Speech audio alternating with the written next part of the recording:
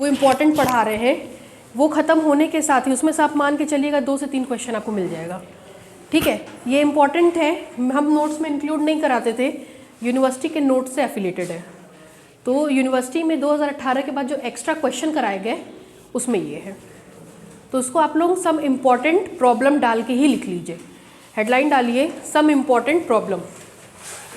इसके बाद क्लास तो है नहीं, वो वाला भी कंप्लीट कराएंगे, डीजी वाला भी। ठीक है, ताकि ये दोनों ख़त्म हो जाए। Some important problems.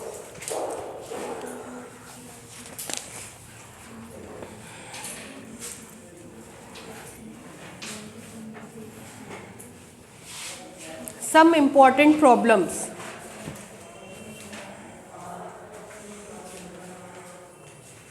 पहला क्वेश्चन लिखिए, 12 से 13 क्वेश्चन है। पहला क्वेश्चन लिखिए, on the set R square,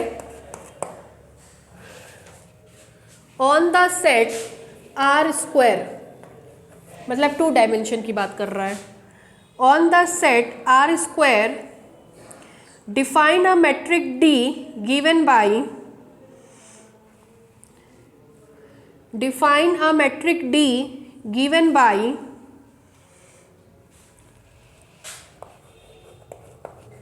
dxy is equal to, पहला है mod x2 minus y2 if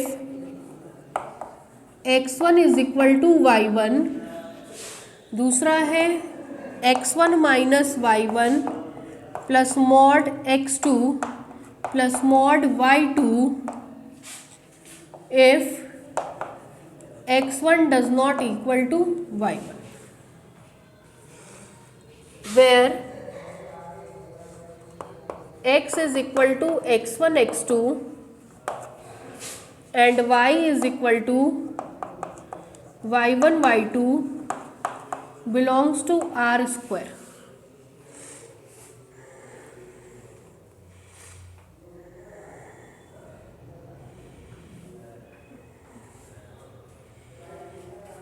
हो गया? नीचे से लिखिए then show that D forms a metric on R square.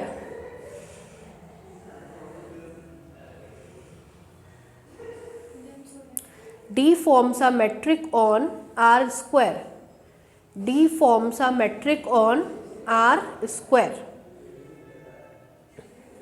ठीक है, डालिए सॉल्यूशन या प्रूफ। देखिए 2 डायमेंशन की स्टडी है, 2 थ्रेड दिख रहे हैं, मतलब कहीं ना कहीं 2 केसेस बनेंगे।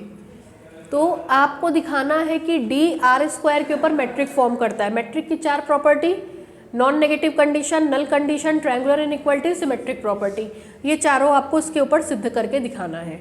ठीक है, थोड़ा सा पहले इसमें लिख लीजिए। हम लोग क्या सबसे पहले क्या लिखते हैं, मान लेंगे D कोई फंक्शन है जो कहाँ डिफाइन है, R स्क्वायर पे, इस प्रकार से। Then the properties are given below. पहली प्रॉपर्टी क्या होती है, नॉन नेगेटिव। कराएंगे, थोड़ा सा कराइए। फर्स्ट प्रॉपर्टी है, फर्स्ट चैप्टर का बेटा, फर्स्ट चैप्टर जो है आपका 3.5 महीने का चैप्टर था। फर्स्ट चैप्टर में कुछ प्रॉब्लम्स यूनिवर्सिटी में बाहर से कराए जाने लगे, ताकि जो बच्चे यूनिवर्सिटी के नहीं हैं वो कम नंबर पाएँ, या जो कोचिंग करते हैं, पता कोचिंग तक पहुंचते नहीं, मटेरियल कम नंबर पाएँ, तो ये यूनिवर्सिटी के प्रॉब्लम्स हम करा देते। इससे 3 प्रॉब्लम आपको मिल जाएगा। ठीक है, नॉन नेगेटिव कंडीशन। देखिए कितने एलिमेंट्स लेते हैं इसमें, नॉन नेगेटिव में 2, सिमेट्रिक में 2, ट्रायंगुलर में 3, बाकी सब में 2-2, नल में भी 2। नल एक ऐसी प्रॉपर्टी है जिसमें हम अपने मन से क्या मानते हैं, dxy is equal to, for every element है x is equal to x1 x2 comma y is equal to y1 y2। हमेशा ये चीज़ एलिमेंट को रिप्रेजेंट करती है। y1 y2 belongs to R square. Then चलिए भाई बताइए, वर्णिता x1 x2 y1 y2 अलग अलग कहाँ के एलिमेंट होंगे? वेरी गुड, कहाँ के होंगे? R के। R स्क्वायर का मतलब होता है R क्रॉस R, तो पहला वाला पहले वाले का, दूसरा वाला दूसरे वाले का, तो ये सब इंडिविजुअल कहाँ के एलिमेंट्स होंगे? R के। अब देखिए, दो रियल नंबर को घटाते हैं तब भी क्या मिलता है? Real number. मान ले रहे हैं, ऊपर देखिएगा, x1 माइनस y1 भी रियल नंबर होगा, x2 माइनस y2 भी रियल नंबर होगा। क्यों ये रियल नंबर शो करना ज़रूरी है? क्योंकि आपको पता है मॉड फंक्शन केवल और केवल रियल नंबर पे लगता है। आप जानते हैं if a belongs to R, then अगर a कोई रियल नंबर है तो उसकी मॉड वैल्यू हमेशा क्या होगी? ग्रेटर देन और इक्वल टू 0। ये मॉड्यूलस फंक्शन की प्रॉपर्टी है। ये रियल नंबर है, इसका मतलब mod x1 minus y1 greater than और equal to 0 and mod x2 minus y2 is greater than equal to 0, such that ये दोनों भी तो रियल नंबर हैं, ये वाला और ये वाला, ये वाला और ये वाला, तो उसकी मॉड वैल्यू भी क्या होगी? ग्रेटर देन और इक्वल टू 0। ठीक, this implies that mod x1 minus y1 greater than और equal to 0, sorry, mod x2 minus y2 greater than और इक्वल टू 0। ठीक, एंड इसको इसको इसको जोड़ दीजिए तो क्या आएगा? Mod x1 minus y1 plus mod x2 plus mod y2 greater than 0 plus 0 plus 0 30, कितना आएगा? 0। वेरी गुड, अरे वाह। दिस इम्प्लाइज दैट ये दोनों ही थ्रेड अलग अलग किसके बराबर है? dx y के, ग्रेटर देन और इक्वल टू, ये दोनों ही कंडीशन को कंबाइंड करेंगे तो इसके लिए भी ये नॉन नेगेटिव होगा, इसके लिए भी ये नॉन नेगेटिव होगा। That means for every x comma Y के लिए ये क्या होगा? नॉन नेगेटिव होगा। Thus non negative condition is satisfy.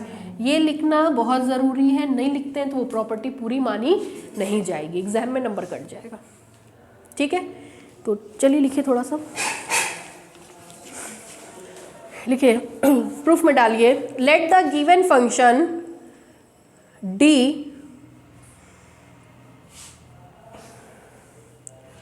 let the given function d on the set R square is defined as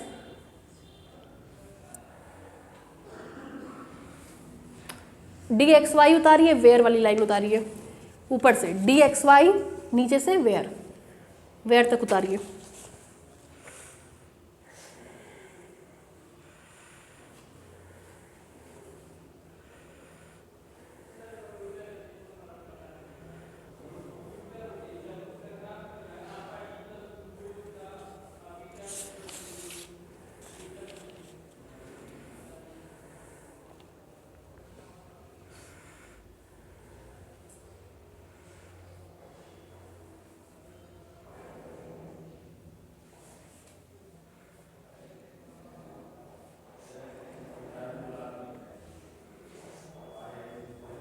हो गया, सबका हो गया, बिलोंग्स टू आर स्क्वायर तक।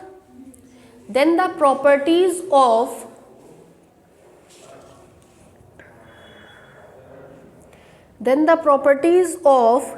Being a metric space,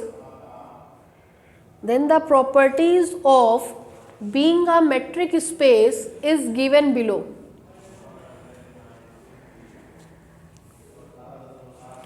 non negative conditions उतारिए।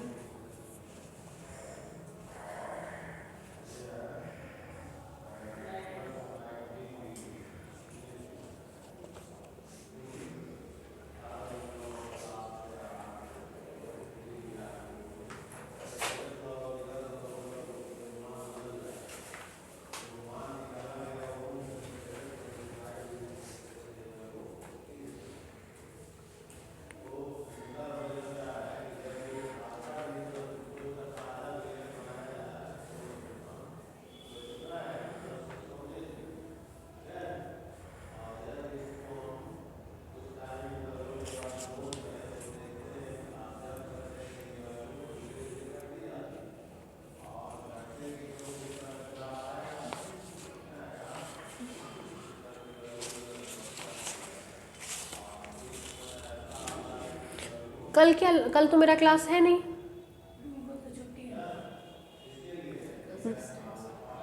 रख लीजिए मेरा class.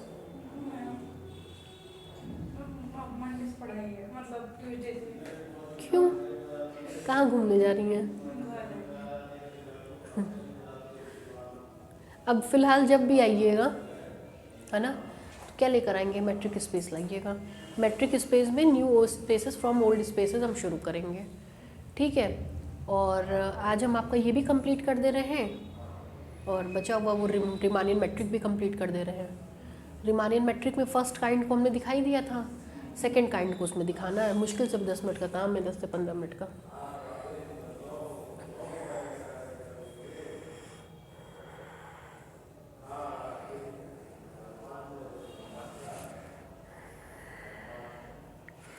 New spaces from old spaces अगले हफ्ते शुरू होगा ना, अगले हफ्ते ख़त्म हो जाएगा। मतलब इस वीक शुरू करेंगे, इसी वीक ख़त्म कर देंगे। उसके बाद जो है हम उस पर स्टॉप होंगे एक बार। फिर आप लोग डीजी ही लाइएगा। फिर जब तक हम 10 दिन 12 दिन जो भी हम आएंगे, डीजी ही केवल पढ़ाएंगे, ठीक। फिर मेरी जगह जो आएगा 1 महीने के लिए, वो लिमिट एंड कंटिन्यूटी पढ़ाएगा।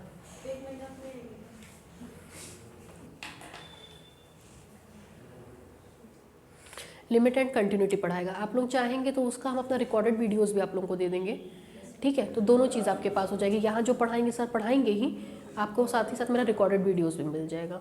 तो आपको जिसका बेटर लगे उसका पढ़ लीजिएगा, ठीक है।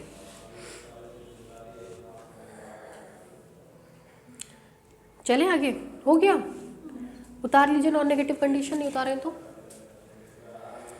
नीचे से लिख लीजिएगा, hence non negative condition is satisfied.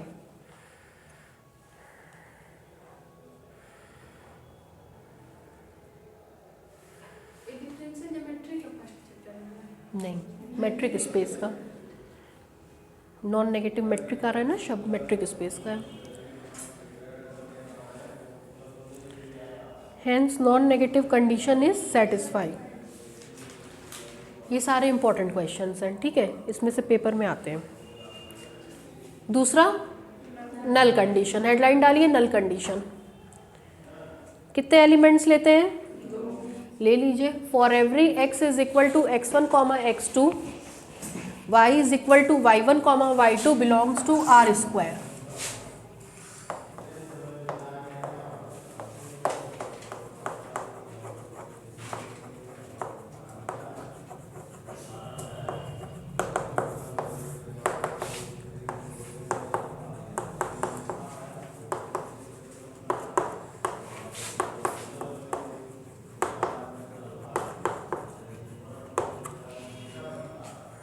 ये अकेली ऐसी प्रॉपर्टी है जिसमें क्या मानते हैं?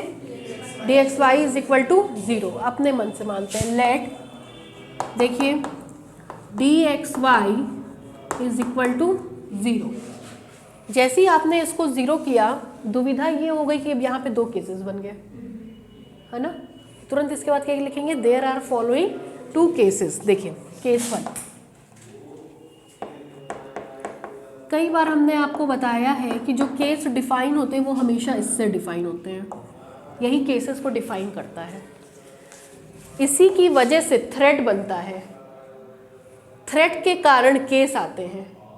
तो जो मोटा मोटी केस है वो हमेशा इससे डिफाइन होता है।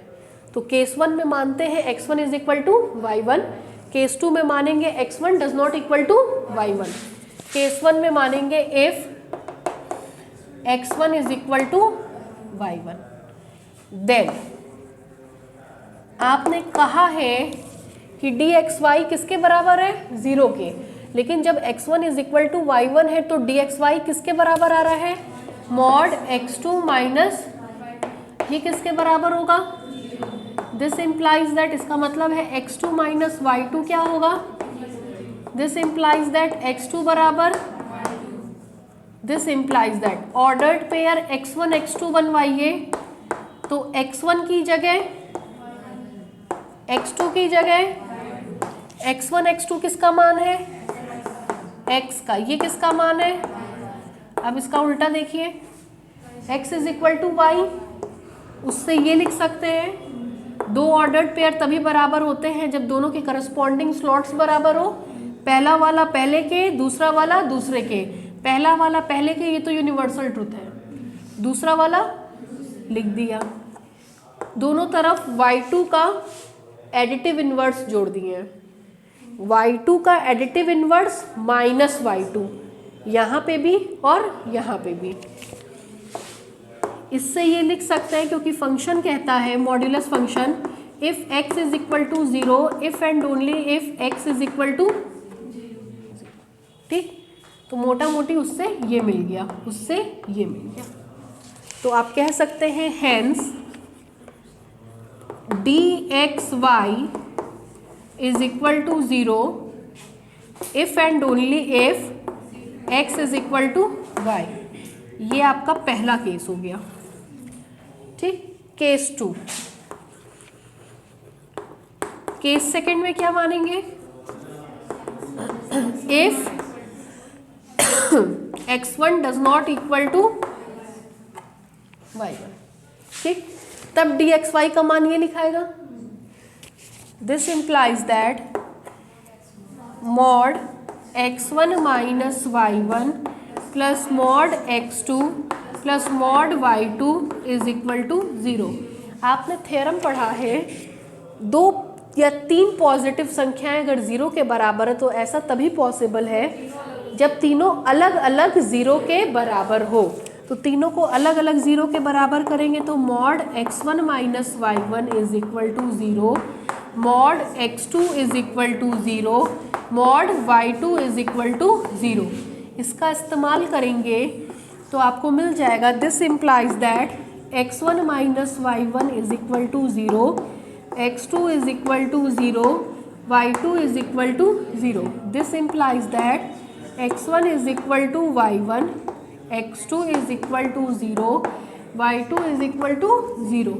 This implies that x1 x2 की value 0 is equal to x1 की जगह y2 की वैल्यू ये x, ये हैंस उल्टा भी देखिए, ये होगा, ये लिख सकते हैं, ठीक है, ये लिख सकते हैं। क्यों भाई, x1 x2, x2 की वैल्यू 0, y1 y2 की वैल्यू 0, ये लिख सकते हैं, ये लिख सकते हैं, ये लिख सकते हैं, मोटा मोटी मिल जाएगा। Hence dxy is equal to 0 if and only if x is equal to y। तो दोनों ही केसेस में हमने सिद्ध कर दिया कि नल कंडीशन क्या हो रहा है, सेटिस्फाई हो रहा है, ठीक है। लिखिए, यहाँ तक लिख लिया, नीचे से लिखिए, then there are following 2 cases, उतार डालिए, then there are following 2 cases,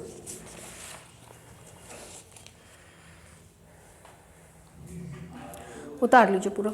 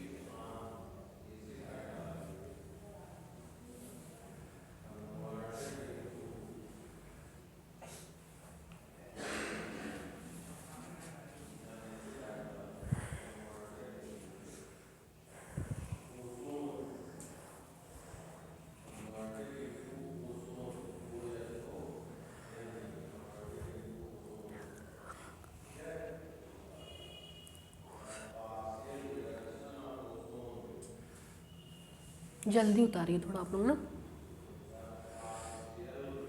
जितना टाइम आप लोग लगाएंगे क्लास उतना आगे बढ़ता चला जाएगा। अब हम इसको उठाएंगे नहीं दोबारा, बस ये यहीं पे ख़त्म, जो पढ़ाना था आज ही पढ़ा के ख़त्म करेंगे, इसलिए संडे को बुलाए थे। 2 घंटा लगे, 1.5 घंटा लगे, 2.5 लगे, 3 लगे, आज ही ख़त्म कर देंगे।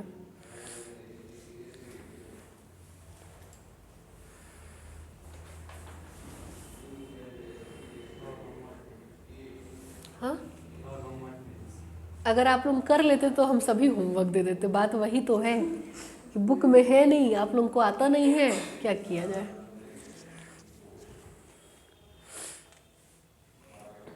हो गया, लिखिए फ्रॉम अबव बोथ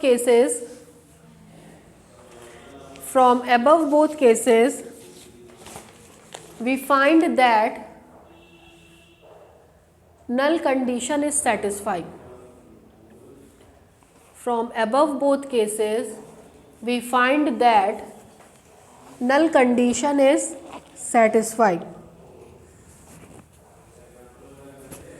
हो गया। तीसरा क्या होता है? Symmetric property. सिमेट्रिक मतलब dxy is equal to dy(x).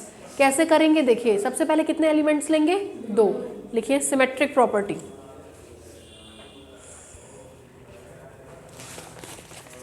Symmetric property for every x is equal to x1 comma x2, y is equal to y1 comma y2 belongs to R square। कितने cases बनेंगे? 2, है ना? There are following 2 cases. There are following 2 cases.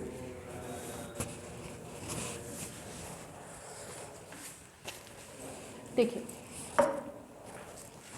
ये लिखा होगा there are following 2 cases लिखा होगा। Case 1 में ये मानेंगे, ठीक है? केस 1 में क्या मानेंगे? x1 is equal to y1।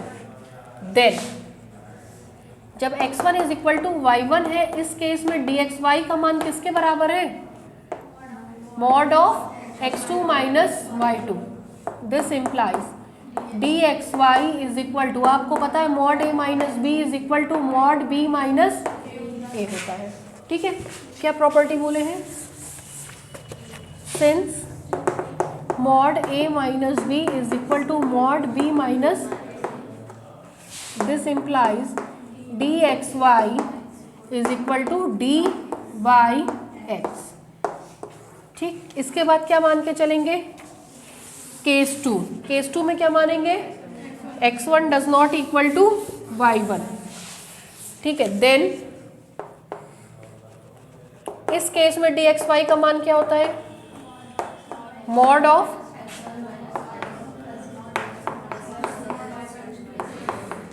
Of this implies that dxy is equal to mod y1 minus plus commutative law लगाएंगे तो y2 प्लस, सब में पहले y पहले आ गया है क्योंकि वैल्यू किसके बराबर होगी?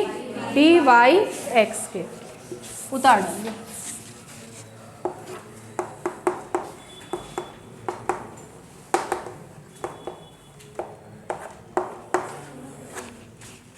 कुछ नोटिस कर रहे हैं?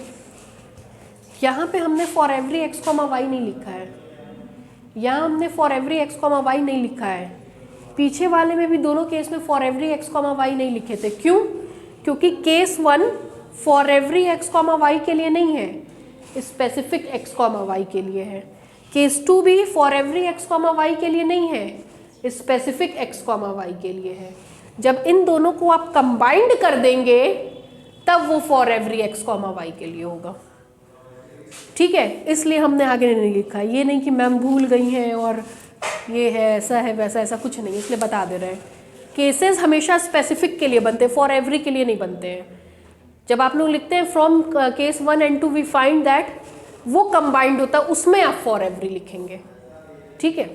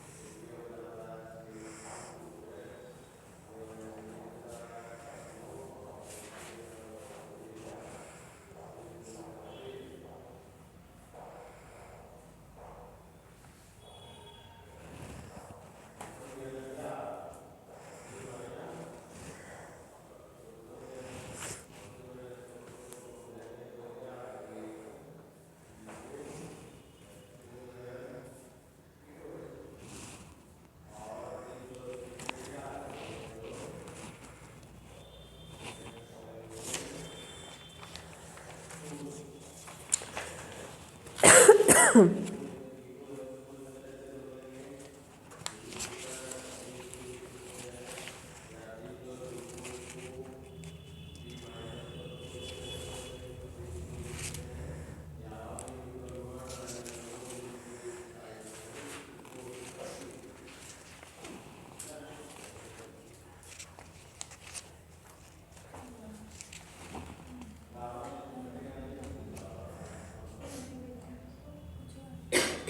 गया भाई, हो गया सबका। नीचे से लिखिए, from above both cases we find that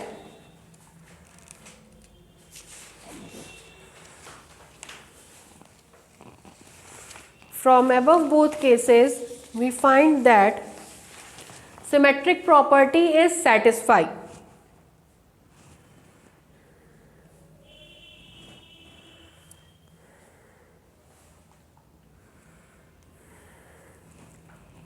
ठीक है। चौथा, ट्रायंगुलर इनइक्वालिटी कितने एलिमेंट्स लेते हैं, लिखिए ट्रायंगुलर इनइक्वालिटी प्रॉपर्टी।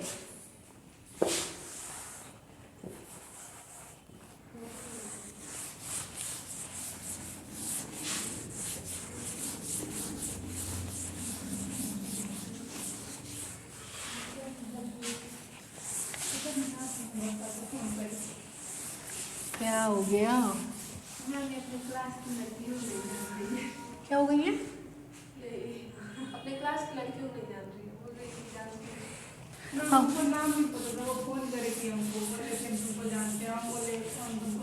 होता है, बड़े आदमियों के साथ ऐसा बहुत होता है ना, तो चिंता मत करिए, होता है।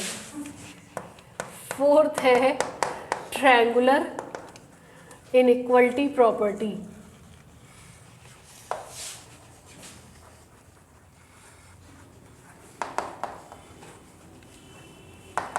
कितने एलिमेंट्स लेंगे, 3।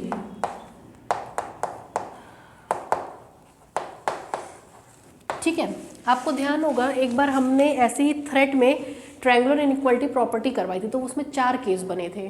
क्या क्या केस था? तीनों बराबर थे, x1 तीनों बराबर नहीं थे, 2 केस। फिर x1 y1 बराबर थे, z1 बराबर नहीं था, x1 y1 बराबर नहीं थे, z1 बराबर था। कुछ याद आया? यही चीज़ यहाँ लगेगी। जब भी थ्रेड बनता है तो ओवरऑल कितने केस बनते हैं इसमें? 4। ठीक है, उन चारों केसेस को हम लोग डिस्कस करेंगे। ठीक है, then there are following 4 cases. Then there are following 4 cases.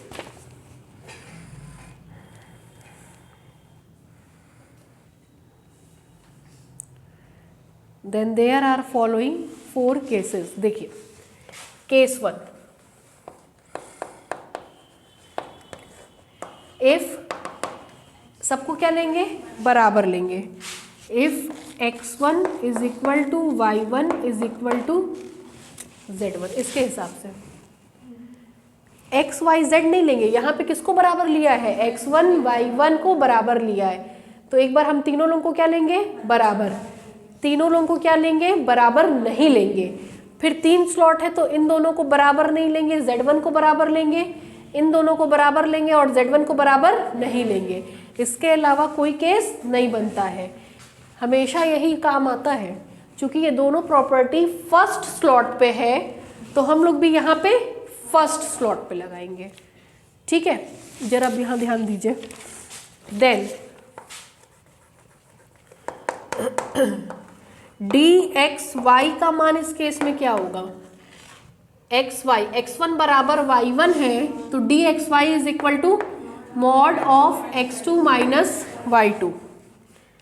This implies that dxy is equal to किसकी कमी है? z2 की। इंसर्ट कराइए, x2 minus z2 plus z2 minus. This implies dxy mod a plus b less than or equal to mod a plus mod b. This implies that dxy less than or equal to x1 y1 के बराबर था तो dxy mod x2 minus y2। y1 भी तो z1 के बराबर है y1 z1 के बराबर है तो dy z की value mod y2 minus z2, mod y2 minus z2 किसकी वैल्यू है? dz y प्लस x1 और z1 भी आपस में बराबर है, x1 बराबर z1 तो dxz की value x2 minus z2, x2 minus z2। ठीक, फिर देखिए केस 2।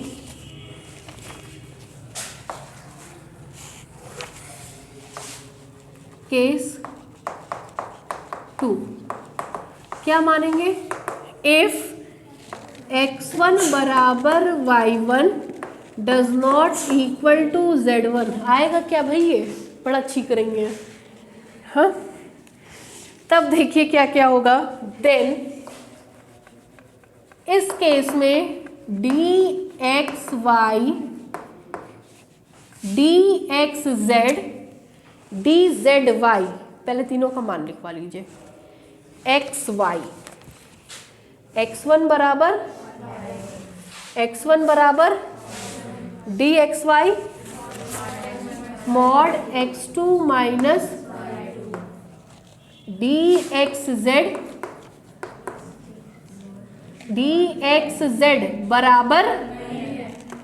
बराबर नहीं है तो क्या आएगा?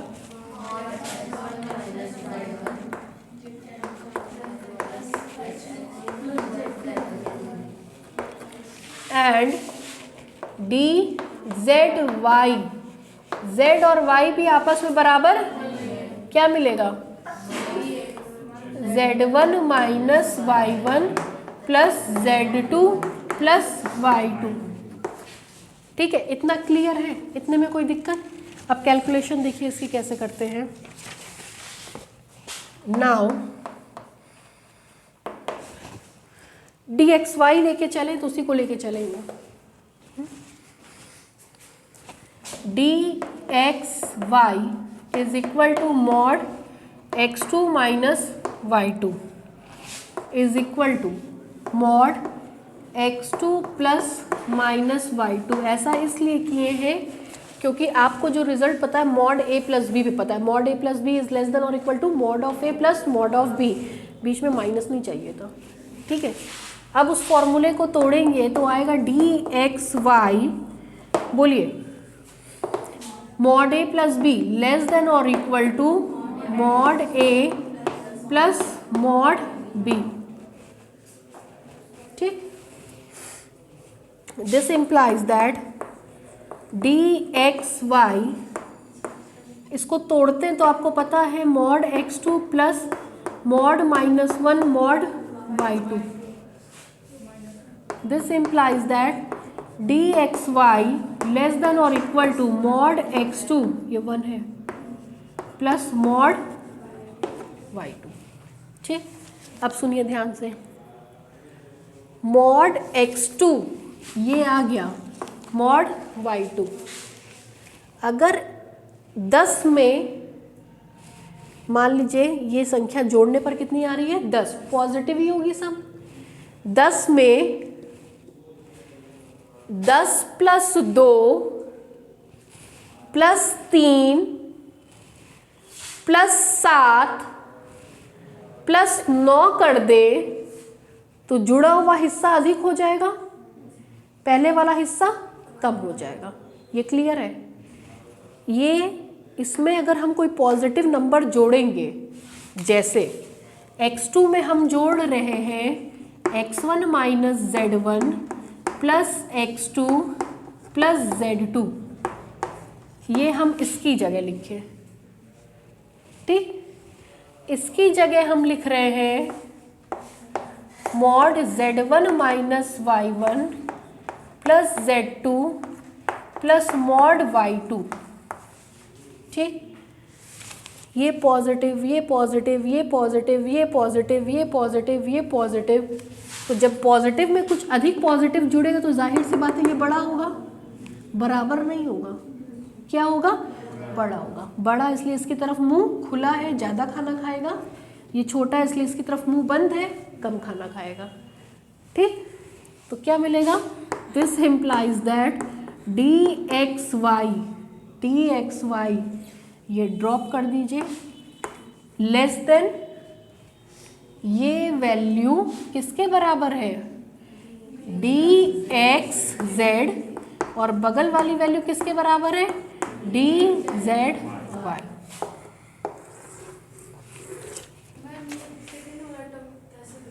इसकी हेल्प से भाई हमको इसको इन दोनों से सम से छोटा या बड़ा दिखाना है।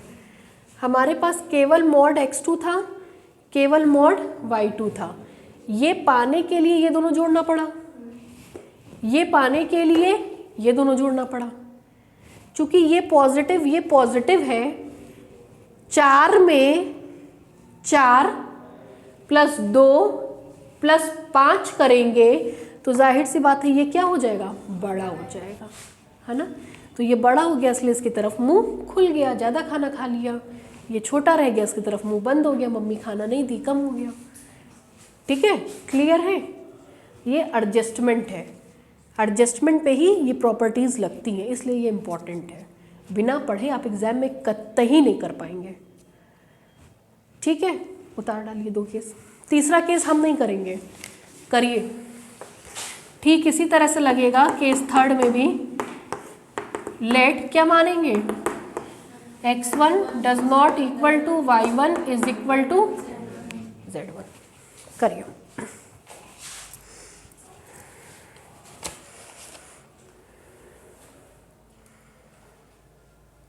हमेशा छोटे वाले को लेके चलेंगे। जैसे इसमें छोटा क्या था सबसे? dxy, एक ही टर्म था ना। उधर देखिए, जब इसको लेंगे तो उसमें जो छोटा होगा उसको लेके चलेंगे। जब करिएगा केस थर्ड तो हमसे डिस्कस करके कॉपी में करिएगा भी, बस छापने मत लग जाइएगा। पूछ के समझ के तब खुद से करिएगा, अपने दिमाग विवेक से। उतारिए इतना।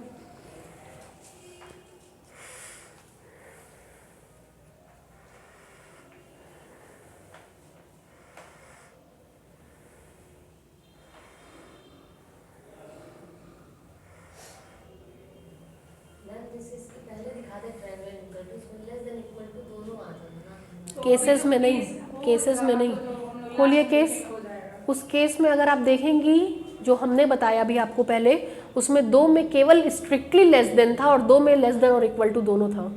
खोल करके चेक करिए एक बार।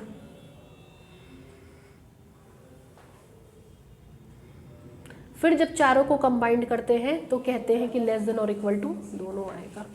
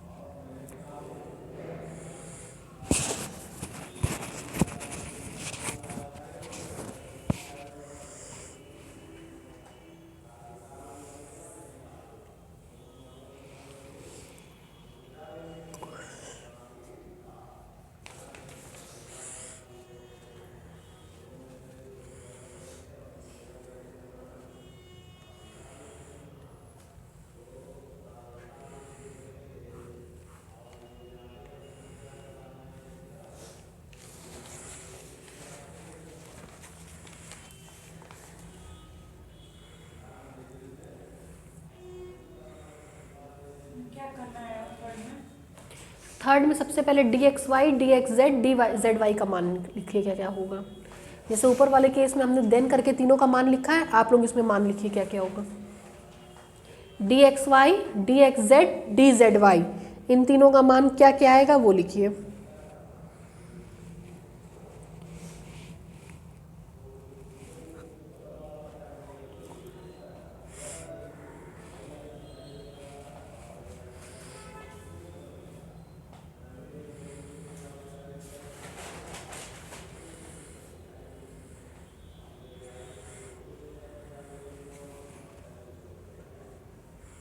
समझ में आ रहा है सतमीत?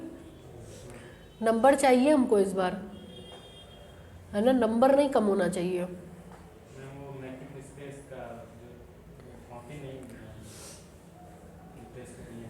रखा हुआ है, ले लीजिएगा, कोई बहुत अच्छा नंबर नहीं था तो हम दिए नहीं। एग्जाम में नंबर आने चाहिए, है ना, हम ये नहीं सुनेंगे कि नंबर नहीं आया।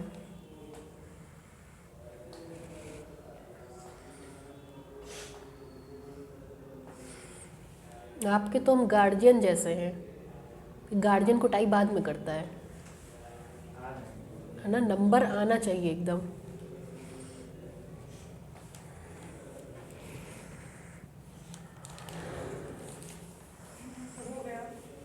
हो गया आप लोगों का लिखा केस थर्ड में क्या क्या वैल्यूज आएगी? सतमीत आप लिखे, बताइए।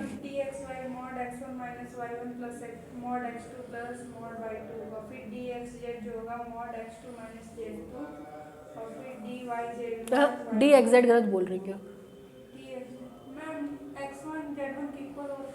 नहीं, यही गलत है ना। देखिए यहाँ ध्यान दीजिए, x1 और y1 बराबर नहीं है, y1 और z1 बराबर है, और x1 और z1 की जब बात करेंगे तो जब x1 y1 के ही बराबर नहीं है तो y1 किसके बराबर है?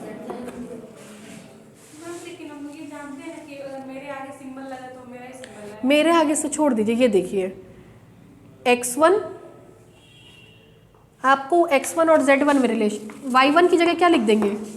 z1, तो x1 does not equal to,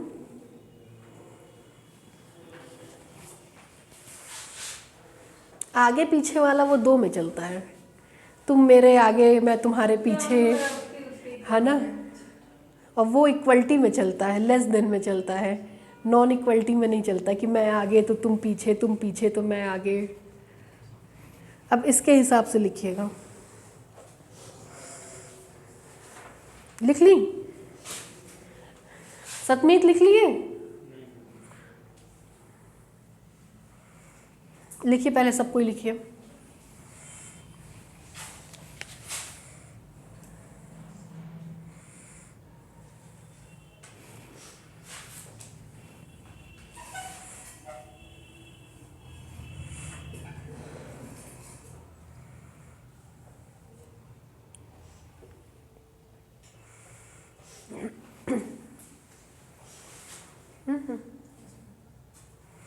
हो गया भाई आप लोगों का? पीछे सतमीत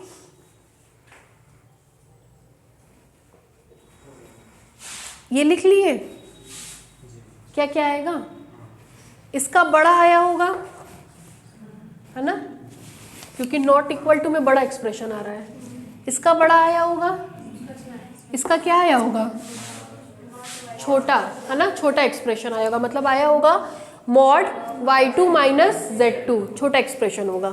तो छोटे वाले से ही शुरुआत करिएगा, है ना। तो आप यहाँ पे xy नहीं लिखेंगे, क्या लिखेंगे? नाउ dy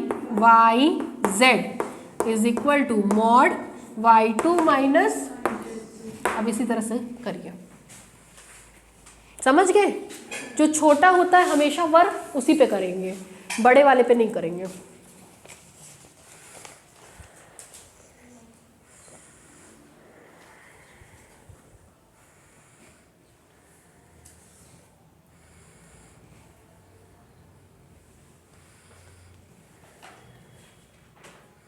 समझ में आ रहा है जागृति? करिए।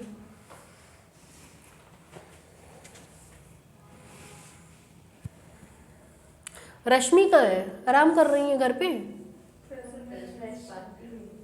फ्रेशर पार्टी में गई है? अरे बाप, फ्रेशर पार्टी है? काहे का फ्रेशर? MSc फर्स्ट सेमेस्टर वालों को एक फालतू का, उनके एग्जाम की डेट आ गई है, वो फ्रेशर मना रहे हैं।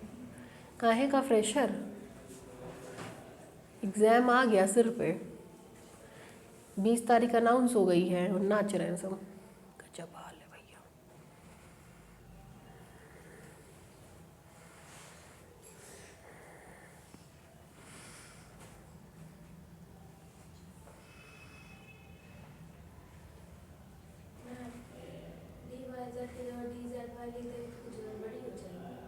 नहीं, एकदम नहीं होगी।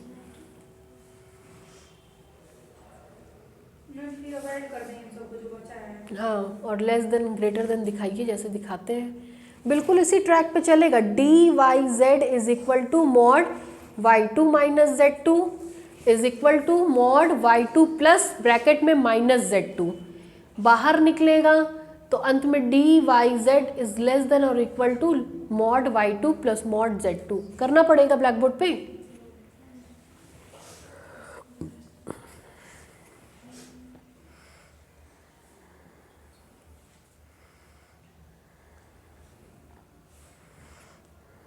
कोई ऐसा बैठा हो जिसको ना आ रहा तो बेझक पूछ लेगा, पहले ही हम बता दिए सब इंपॉर्टेंट क्वेश्चन है, गलती सलती मत करिएगा, ढंग से करिए।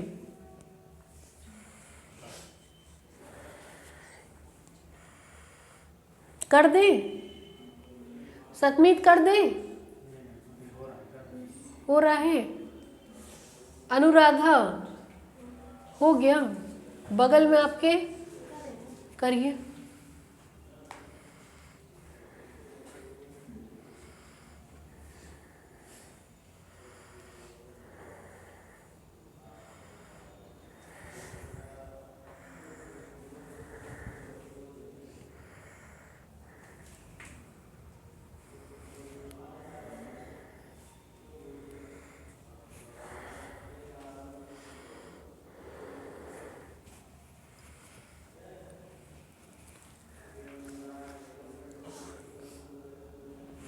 केस 4 पे चलें।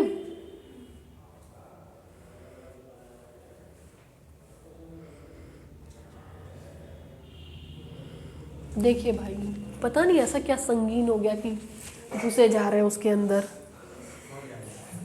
हो गया, बताना पड़ेगा।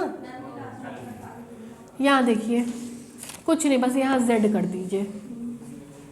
ये क्या होगा? Z2, ये क्या होगा? Z2, ये क्या होगा? Z2, ये क्या होगा? Z, ये क्या होगा? Z, ये क्या होगा? Z2, ये क्या होगा? Z2, ये क्या होगा? Z। ठीक, बस।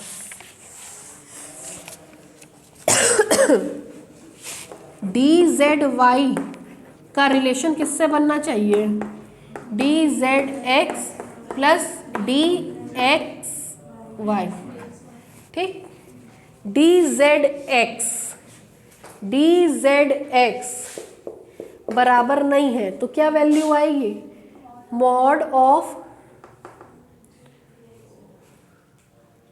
DZX,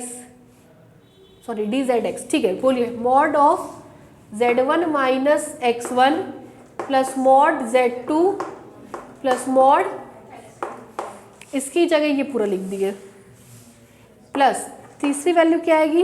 XY लिखा ही हुआ है, X1 minus Y1 plus mod X2 plus mod, इसकी जगह ये पूरा लिख दिए, बस आ गया। बस यहाँ दिक्कत वैल्यू कैसे लिख दे रही है? मॉड Y2 को वैल्यू बता रहे।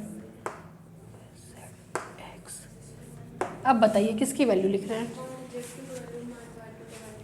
हमको क्या चाहिए? ZX, Z और X आपस में बराबर, तो ये वैल्यू आई होगी। क्या आया होगा? Z1 माइनस X1, उधर देखते चलिए, Z1 minus X1 plus mod Z2 plus mod X2, तो मॉड Z2 की में हमने ये दोनों टर्म जोड़ दिया है। तीसरा क्या चाहिए, x और y। x और y भी आपस में बराबर, क्या आएगा, मॉड x1 माइनस y1, उधर देखिए लिखा है, plus mod x2 plus mod, ठीक है। केस फोर्थ किया जाए, केस फोर्थ लिखिए,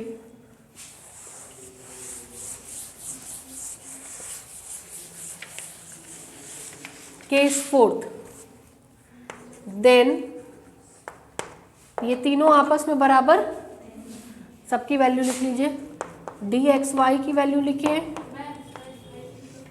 जेड वाई है ना, डी जेड वाई, उसके जो एक्स वाई जेड लिख सकते हैं ना इसमें। किसकी जगह, डी जेड वाई है ना, डी ऑफ एल उसके जो डी वाई जेड लिख सकती हैं। तो इसमें वो कम्यूटेटिव ना कोई कम्यूटेटिव नहीं कहते उसको, सिमेट्रिक प्रॉपर्टी कहते हैं। बीच में क्या इंसर्ट कराएंगी, x, तो D Y X plus T X Z मिलेगा, ठीक है। तीसरा देखिए, then D X Y D X Z D Z Y का मान निकालिए।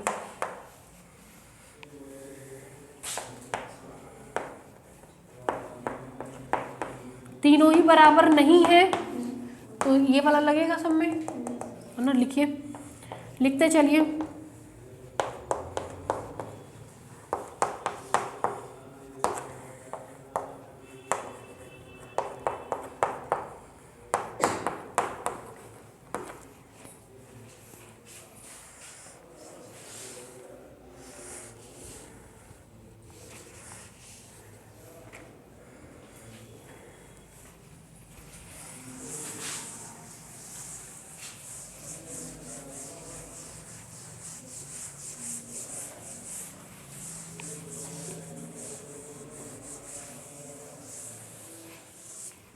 हो गया भाई। चलिए यहाँ देखिए, छोड़ दीजिए, यहाँ देखिए, नाउ डी एक्स वाई को लेकर के चल रहे हैं, mod x1 minus y1 plus mod x2 plus mod y2। ध्यान दीजिएगा, ये दोनों चाहिए, इन दोनों में क्या कॉमन है, z1 एक इंसर्ट कर दीजिए, ठीक है। क्या आएगा, x1 minus z1 plus z1 minus plus mod x2 plus mod a plus b की वैल्यू लेस देन और इक्वल टू, ठीक है, x1 minus z1 plus z1 minus y1, ठीक, plus mod x2 plus mod less than और equal to. ध्यान दीजिएगा, x1 minus z1 plus z1 minus y1, ठीक, x1 minus z1 plus z1 minus plus mod x2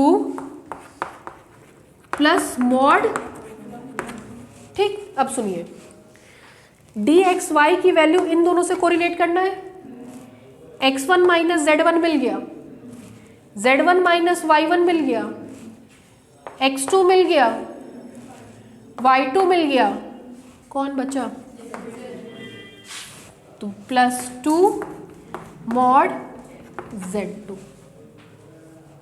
कोई दिक्कत, दो बार हमने क्या किया, उसको जोड़ दिया, ठीक। अब देखिए, पेयरिंग कर लीजिए, D X Y less than और इक्वल टू, पेयरिंग कराइए, ये स्ट्रिक्टली लेस देन होगा ना, ये क्या होगा, स्ट्रिक्टली लेस देन, ठीक है, जागृति, ठीक है। पेयरिंग कराइए, x1 z1 x2 और z2, x1 z1 x2 और z2 एक डब्बे में, दूसरे डब्बे में z1 y1 z2 और y2, z1 y1 z2 और बस नाम दे दीजिए। This implies that D X Y less than D X Z plus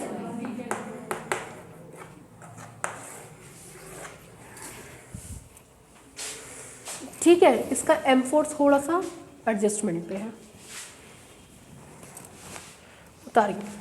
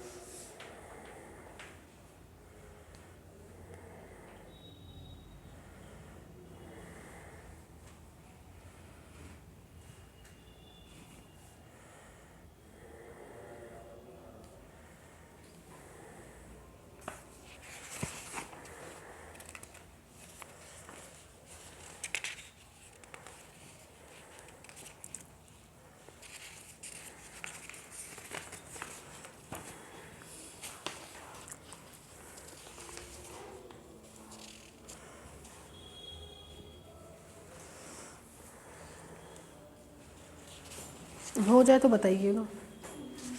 नीचे से लिख लीजिए, from above 4 cases, from above 4 cases we find that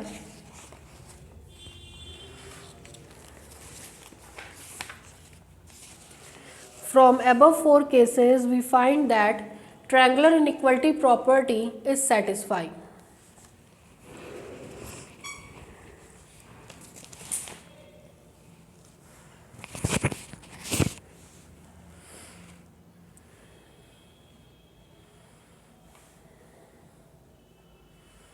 ठीक है, नीचे से लिखिए, from above 4 properties it is clear that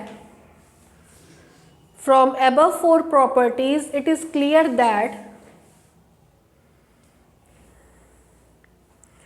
from above 4 properties it is clear that D forms a metric on R square.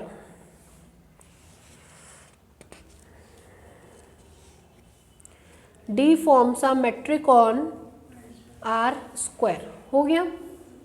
चलिए होमवर्क लिखिए। Question number 2 homework है, लिखिए, let capital H be the set of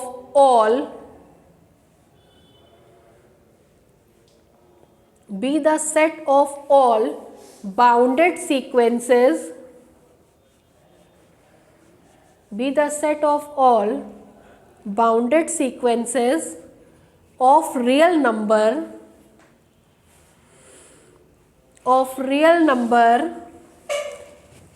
such that mod xn less than or equal to 1.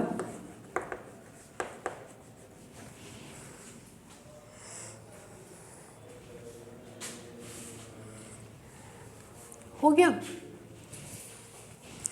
Consider the function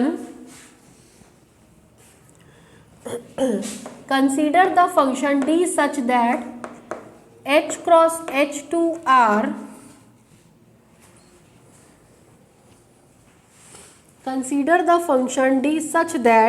h cross h2r defined by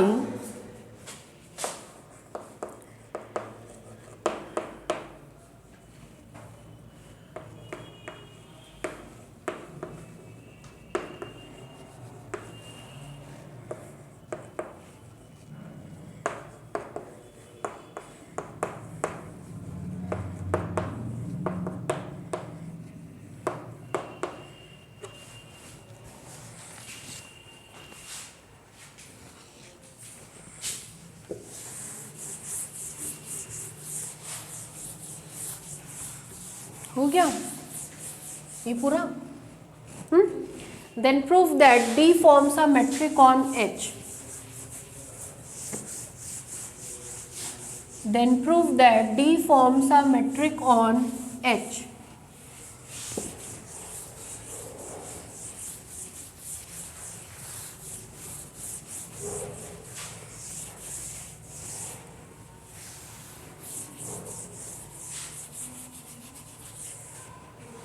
Then prove that D forms a metric on H. ठीक है, खासियत देखिए इस question की, ये condition बेवकूफ़ बना रही है, ये किसी काम की नहीं है।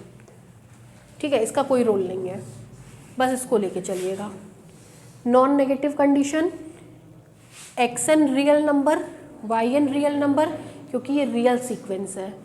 सीक्वेंस है तो इसके हर एक एलिमेंट कहाँ के मेंबर होंगे? R के। दो रियल नंबर का subtraction, real number, mod value greater than और इक्वल टू 0, 1/2n का मल्टीप्लाई करेंगे तब भी ग्रेटर देन और इक्वल टू 0, समेशन लगाएंगे तब भी ग्रेटर देन और equal to.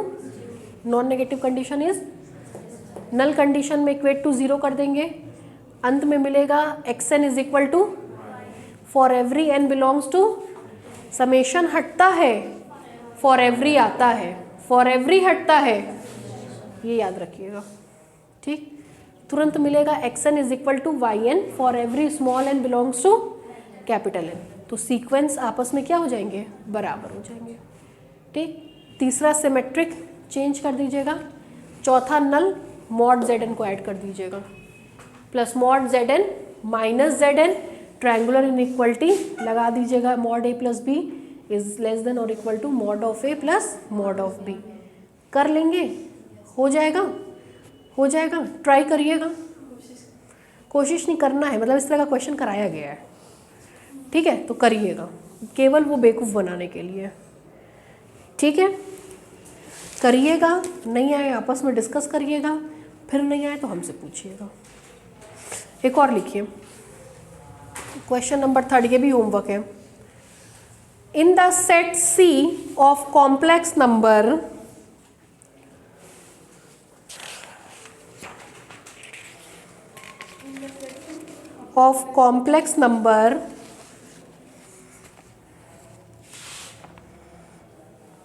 in the set C of complex number, consider a mapping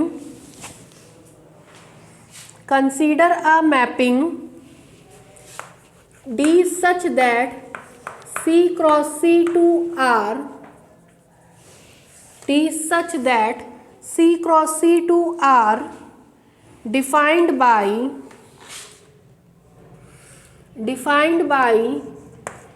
dz1 comma z2 is equal to mod z1 plus mod z2 if z1 does not equal to z2, 0 if z1 is equal to z2।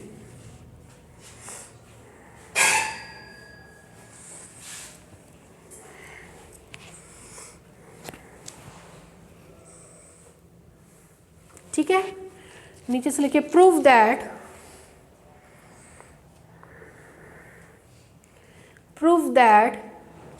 C comma D forms a metric space. C comma D bracket में लिखाएगा हमेशा, है ना, ordered pair. C comma D forms a metric space. सुन लीजिए कैसे करेंगे। Mod की कोई भी वैल्यू हमेशा कैसी होती है? Positive, greater than 0, greater than और इक्वल टू, और 0 इक्वल टू 0। ठीक, तो केस 1 से क्या मिला? ग्रेटर देन और इक्वल टू 0। केस 2 से क्या मिला? Equal to 0। कंबाइंड करेंगे तो dz1 z2 ग्रेटर देन और इक्वल टू 0। ठीक, नल कंडीशन में दो केस लेकर के चलेंगे। पहले केस में मान लेंगे कि z1 is equal to, z1 does not equal to z2, तो dz1 z2 को किसके बराबर करेंगे? 0 के। क्या मिलेगा? Mod z1 plus z2 is equal to अलग अलग 0, z1 is equal to 0, z2 is equal to 0। काम खत्म, बराबर हो जाएंगे। दूसरे वाले केस में ऑलरेडी दिया गया कि z1 किसके बराबर है? कुछ प्रूफ करने की ज़रूरत है ही नहीं।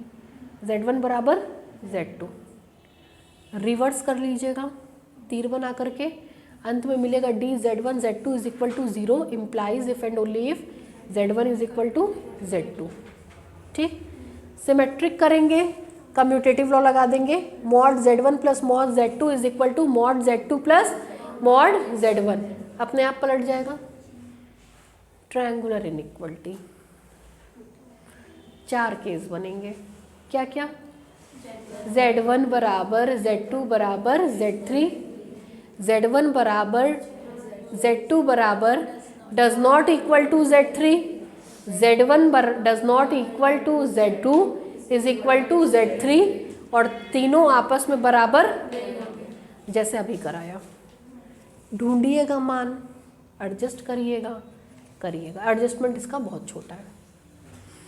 ठीक है, ये आपका होमवर्क हो जाए तो माशाल्लाह, नहीं हुआ तो हम बैठेंगे। ठीक है, चलिए बस ये 2 आपका होमवर्क रहेगा, दोनों कर लीजिएगा याद से, है ना। जगह छोड़ना चाहें तो छोड़ लीजिए, वरना पीछे लिख लीजिएगा। नेक्स्ट लिखिए, state and proof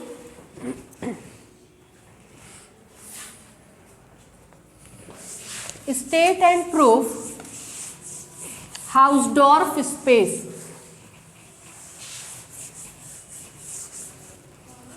state and proof हाउसडॉर्फ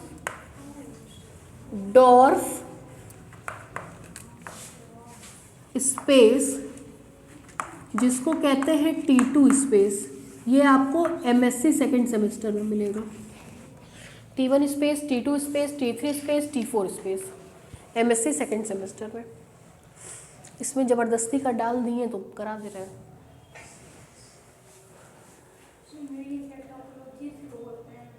T को टोपोलॉजी बोलते हैं।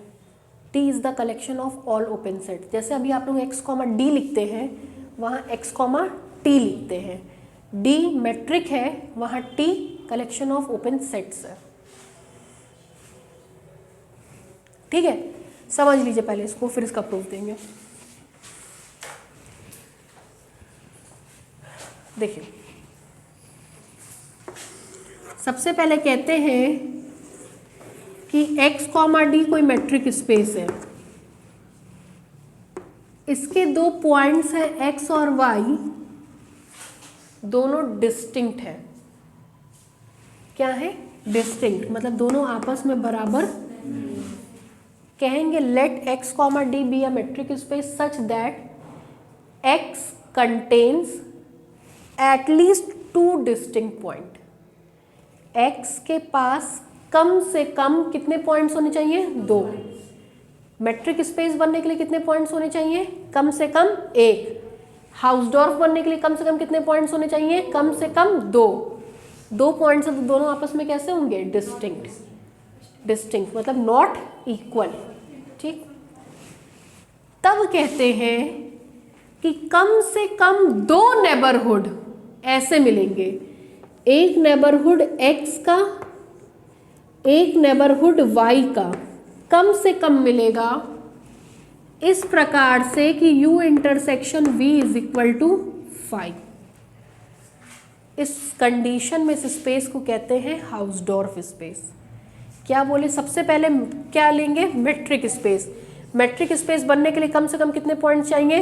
1। हाउसडॉर्फ के लिए कम से कम कितने पॉइंट्स चाहिए? 2। कहेंगे मान ले रहे x, D कोई ऐसा मैट्रिक स्पेस में जिसमें कम से कम कितने पॉइंट्स है? x और विच आर डिस्टिंक्ट। तब इसको हाउसडॉर्फ कहेंगे अगर 2 पॉइंट के करस्पॉन्डिंग 2 नेबरहुड मिले, एक x का नेबरहुड और एक जो इस कंडीशन को क्या करे, तो x, D को हाउसडॉर्फ स्पेस कहेंगे। मैट्रिक स्पेस बनने के लिए कम से कम कितने पॉइंट? हाउसडॉर्फ बनने के लिए सबसे पहले क्या लेंगे? एक मैट्रिक स्पेस जिसमें कम से कम कितने पॉइंट हो? दोनों पॉइंट कैसे हो? तो ये हाउसडॉर्फ कहलाएगा। कब? जब कम से कम कितने नेबरहुड मिले? एक किसका? एक किसका? जो इस कंडीशन को क्या करे, सेटिस्फाई करे। ठीक है, 2 पॉइंट्स के करस्पॉन्डिंग कम से कम 2 नेबरहुड ऐसे मिले जो इस कंडीशन को क्या करें, सेटिस्फाई करें। तो इस कंडीशन में एक्स कॉमा डी को क्या कहेंगे, हाउसडॉर्फ स्पेस। ठीक, लिखिए लिखिए statement.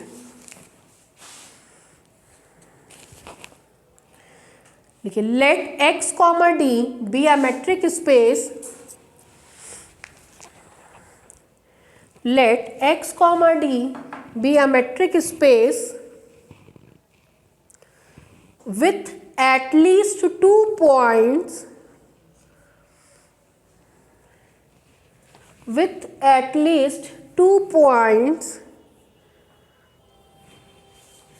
x and y।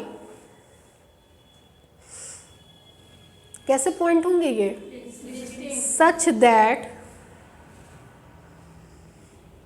such that they are distinct points of capital X, such that they are distinct point of capital X।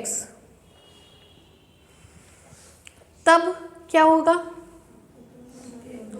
उसके करस्पॉन्डिंग कम से कम किसके किसके, जो इस कंडीशन को क्या करेंगे, then there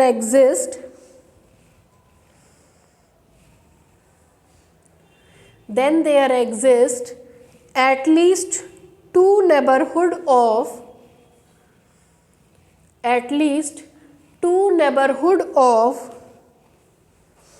x and y which are disjoint,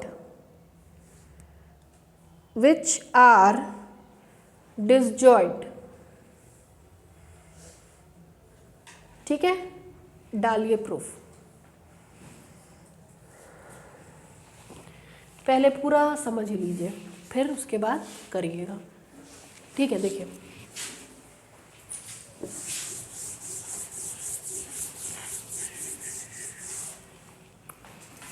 चलिए देखिए,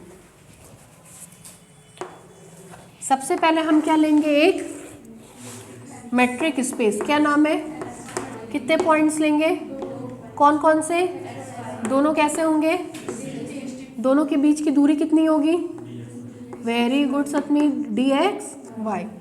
उसका आधा कितना होगा, हाफ dxy। मान ले रहे ये हमारा 2r है,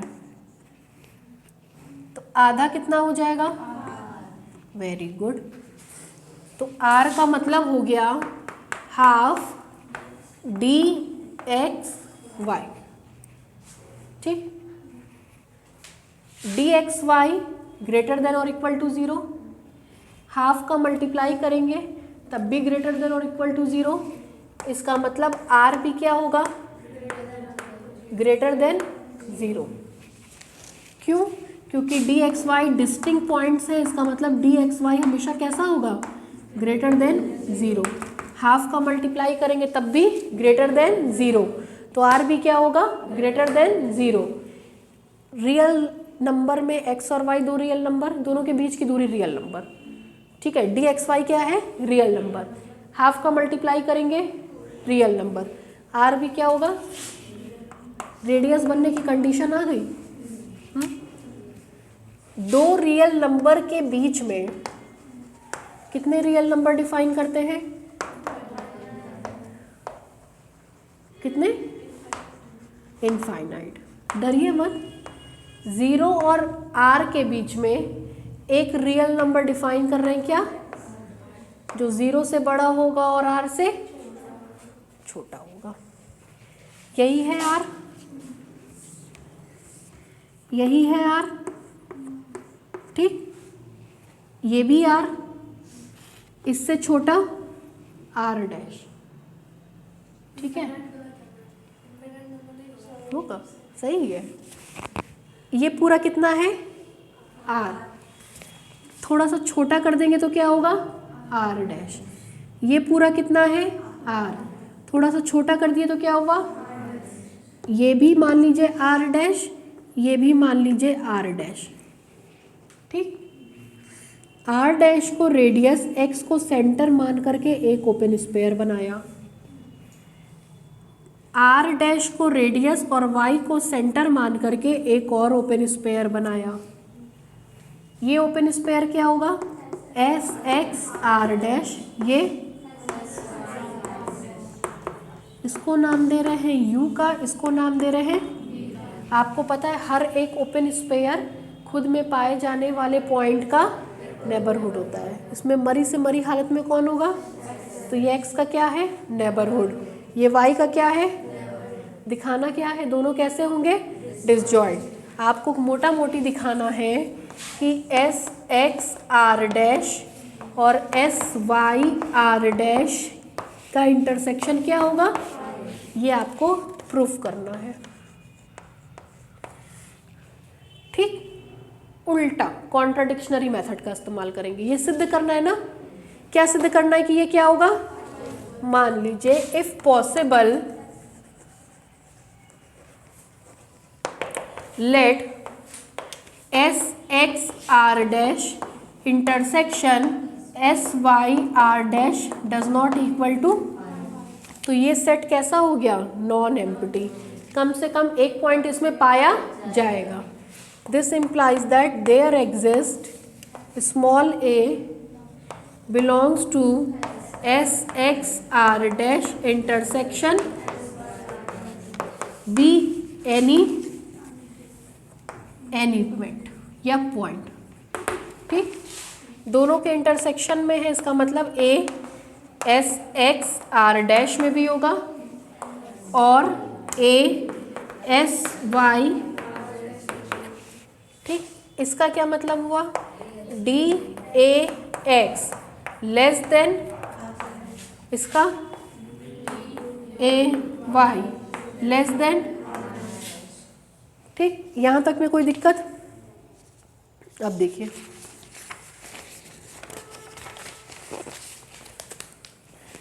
now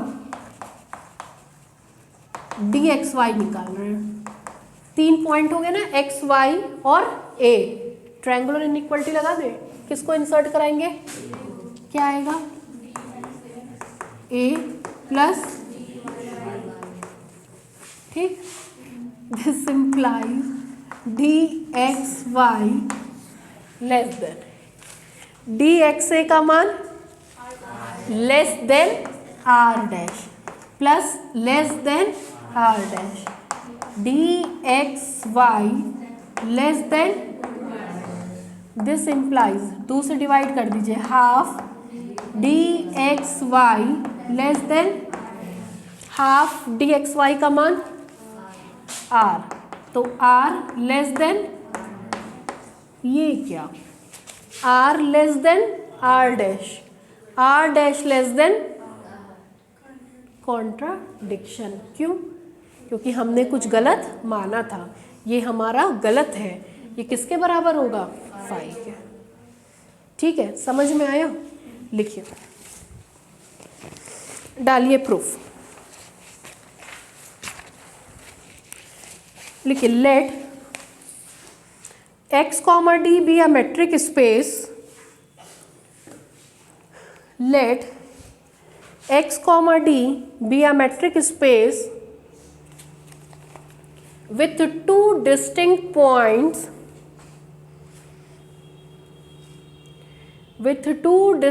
points x and y in it.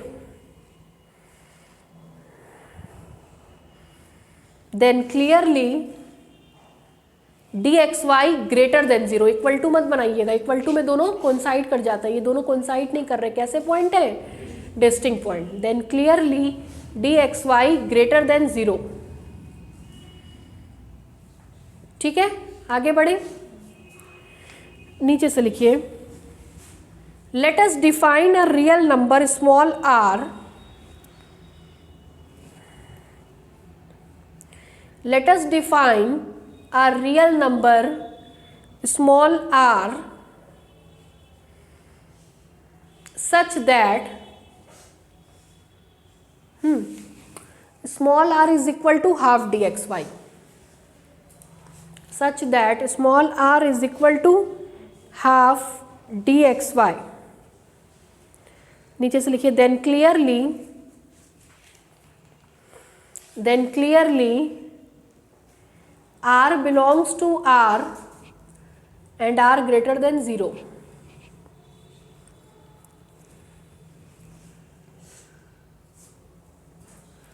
ठीक है, दो रियल नंबर के बीच में कितने रियल नंबर? इनफाइनाइट. अब हम किसको डिफाइन करेंगे? आर डैश को. नीचे से लिखिए let us define another real number R dash. Let us define another real number R dash such that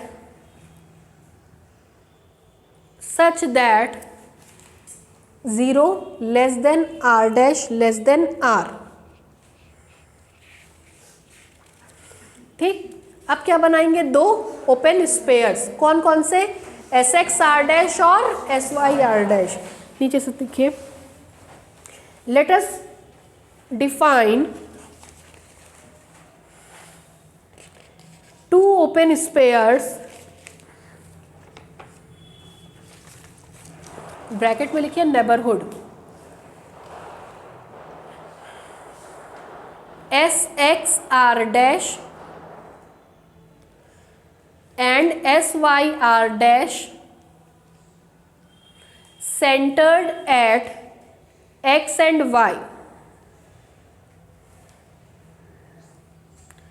centred at X and Y. तो अब बस हम लोग को दिखाना क्या है कि ये दोनों नेबरहुड कैसे होंगे? डिसजॉइंट होंगे, है ना. नीचे से लिखिए now we have to only show that, now we have to only show that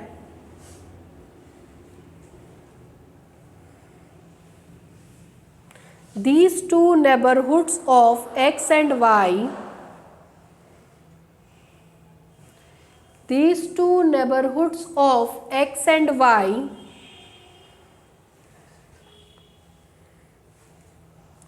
are disjoint.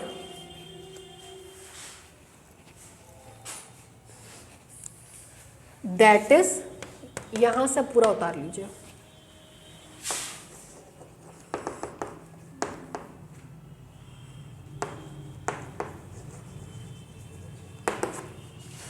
That is ये. अब इफ पॉसिबल से पूरा उतारिए, डायग्राम बनाइए, इसके नीचे दो लाइन है वो हम लिखवा देंगे. टाइम क्या हुआ है कोई बता पाएगा क्या?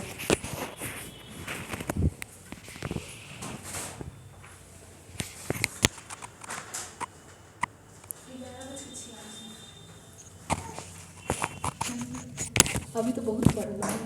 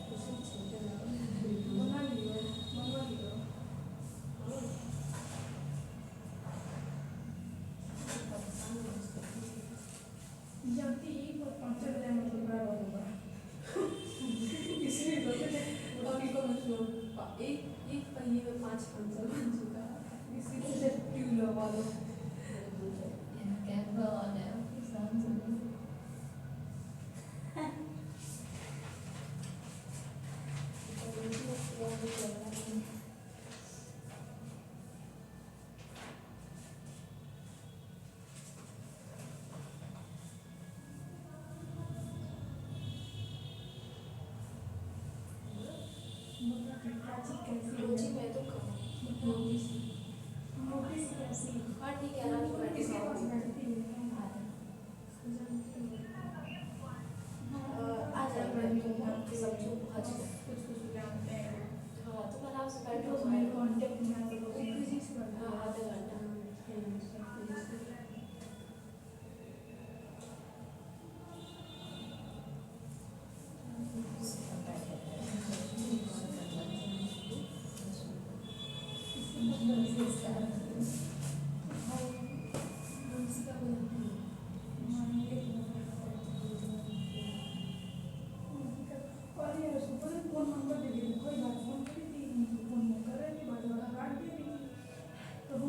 फोन करे थे हम ना बात की तो बोल रही है हम तुमको पहचान रहे हैं। हम बोले तुमको पहचान रहे हैं इसका मतलब हमें पहचान रहे हैं बताओ तो बताइए ना इससे नंबर लेना बोले कुछ नहीं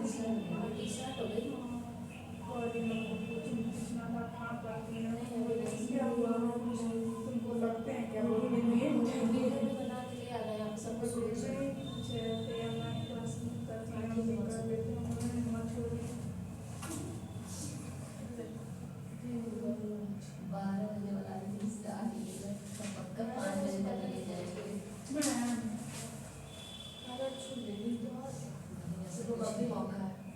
अरे यार मैम बोली थी 12 बजे तो हम 12:45 वाली ट्रेन से जाने वाले हैं।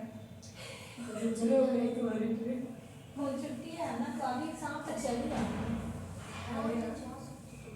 शाम तक तुमको पता है बहुत बात जा रहा है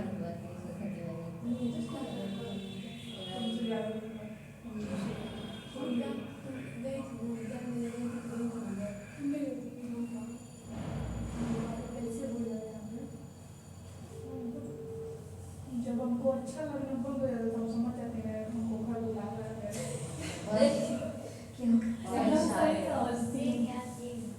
खुद अच्छा नहीं लग रहा है तुमको ना खाना भी अच्छा नहीं लगेगा कुछ भी अच्छा नहीं लगेगा। तुम अकेले बात फांसी आ रहा है थोड़ा बस यही सब ना सब था हो गया भाई 10 मिनट हो गया। नीचे से लिखिए which is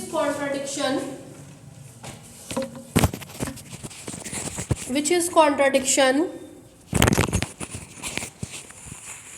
hence our supposition is wrong. Which is contradiction, hence our supposition is wrong. Thus SXR dash intersection SYR dash is equal to phi. Wrong. Thus SXR dash intersection SYR dash is equal to phi, which is Hausdorff theorem. Which is Hausdorff theorem. सतमीत एक बार camera बंद करके फिर on करिए.